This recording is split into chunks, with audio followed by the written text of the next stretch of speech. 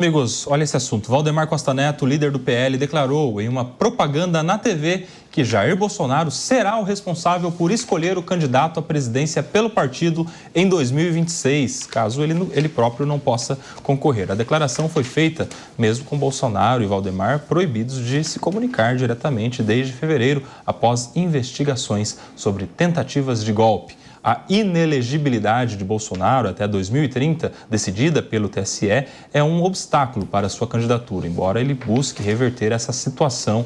Enquanto isso, os nomes da direita são cotados para a disputa presidencial, evidenciando uma busca por alternativas dentro do espectro político bolsonarista. São vários os nomes que estão aí cotados: Tarcísio, o Ronaldo Caiado, o Romeu Zema, o Ratinho Júnior, a própria Michele Bolsonaro. E segundo o Valdemar, se o Bolsonaro não puder ser candidato, é ele quem vai escolher, o Belucci.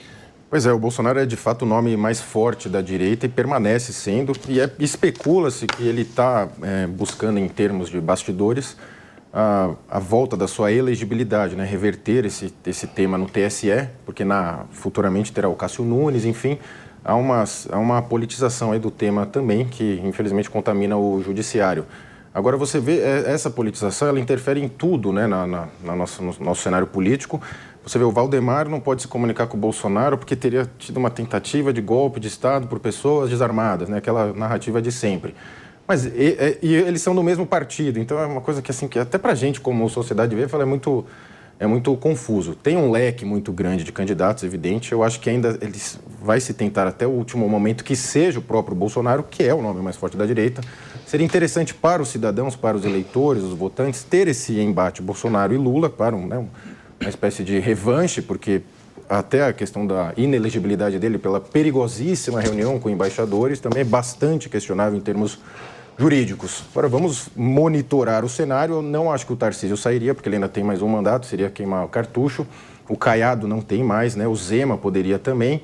Tem muitos nomes por aí que não seriam desse bolsonarismo assim, raiz, né? Que foram aderindo, mas a direita no Brasil ainda não é possível dizer que ela tem um partido para chamar de seu, né? Ela está no Partido Liberal. O liberalismo em si não é igual ao conservadorismo, igual à direita, né? Existem muitos liberais de esquerda, por exemplo.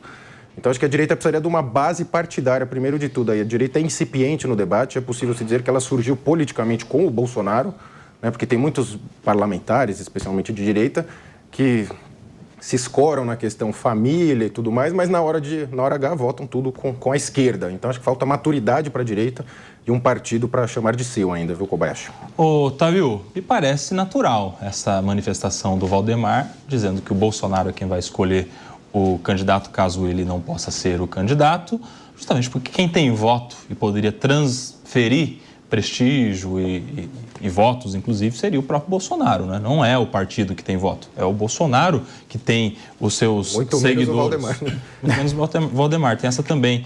Como é que você vê essa manifestação do presidente do PL? Ele já está fazendo política quando ele faz essa manifestação, em cadeia nacional, inclusive? Emerson Tawil. Valdemar respira política, ele não faz política. Em verdade, o ex-presidente ainda é uma personalidade que arrasta multidões.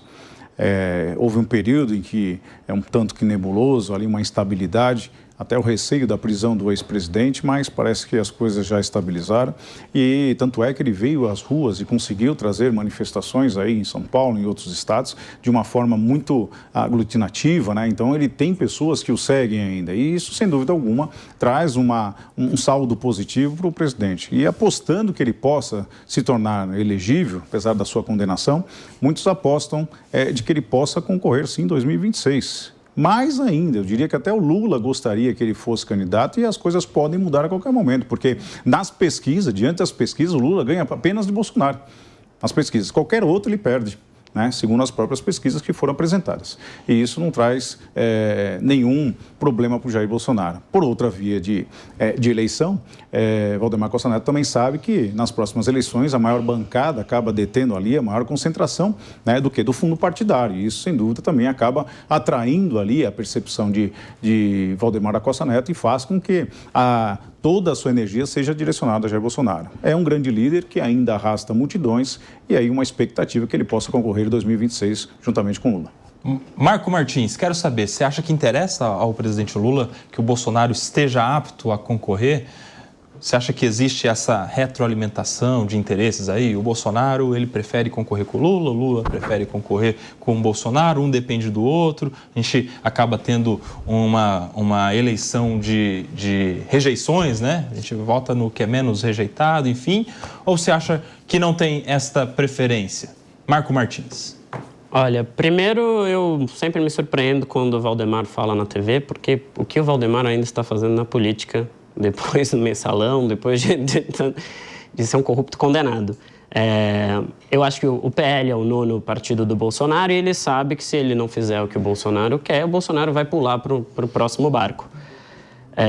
Eu não acho que esse é um debate que a gente deva estar fazendo. Eu não vejo a possibilidade do Bolsonaro estar na próxima eleição.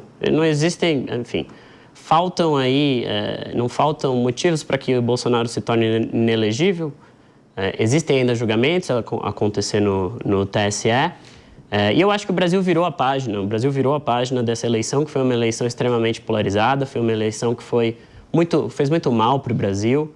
Eu acho que se é necessário que a direita se reorganize, como os colegas falaram, que eles escolham um candidato que defenda a democracia, que ele escolha um candidato que jogue o jogo dentro das regras, né? Que não esteja aí pensando no dia seguinte em como ele vai se perpetuar no poder.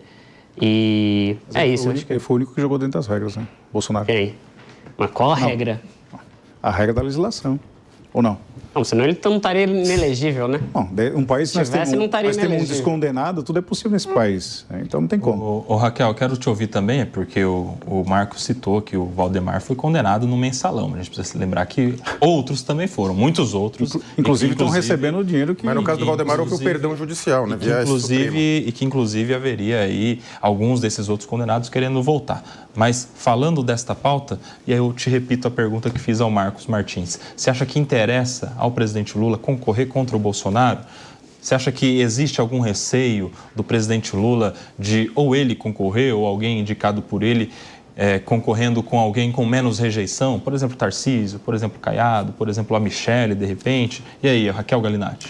O atual presidente da República está extremamente desgastado. Nós percebemos que as suas falas vazias, as suas promessas em vão e tudo que está encaminhando de acordo com as suas políticas e coordenadas encaminham somente para o fracasso e para todas as situações desconfortáveis do seu entorno, de seus aliados, do atual presidente, que é o Lula. Infelizmente, claro, qualquer situação coloca em xeque o ex-presidente Bolsonaro. Eu digo infelizmente porque é o norte que hoje a direita e o padrão da direita tem como grande líder. Então, tudo que vem em relação ao Bolsonaro tende-se a ser ponderado de forma negativa por parte da imprensa e do atual governo federal.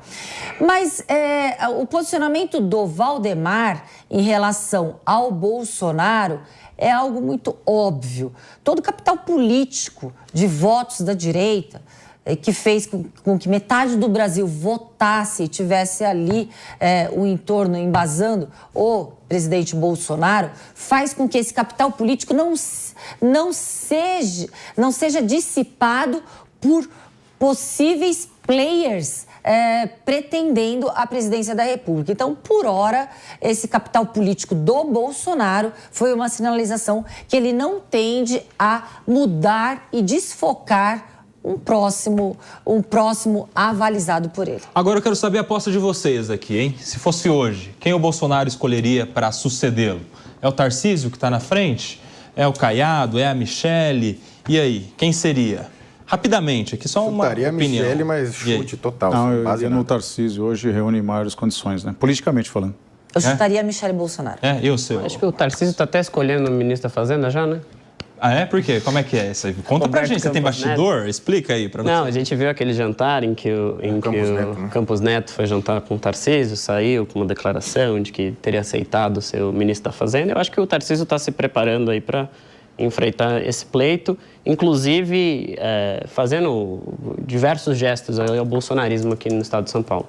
E tem um detalhe, né? Há uma pressão para o Tarcísio se filiar ao PL, já há muito tempo. Mas é válido. Eu acho que assim, sentar à mesa e saber conversar, ainda que você tenha opiniões distintas, isso é válido dentro da política, eu não vejo nenhum problema. Esse grande problema da polarização foi que acarretou essa enxurrada aí de discussões totalmente vazias, do meu ponto de vista. Igual ele falou, a Valdemar Costa Neto, nós temos que respeitar aqui, apesar dos pesares que ele pontuou, assim como também o presidente da República, são extremamente estrategistas.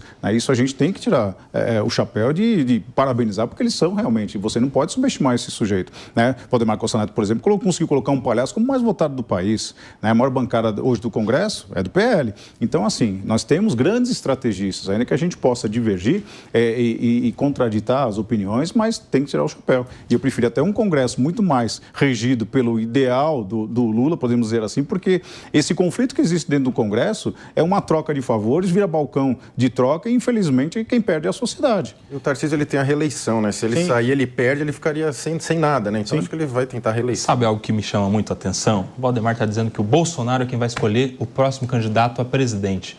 Aqui na Prefeitura de São Paulo, o Bolsonaro queria o Salles e quem decidiu foi o Valdemar para apoiar o Nunes. Tem essa questão aí também, né? As palavras... É Ronaldinho Gaúcho. Olha para um lado, toca para o outro.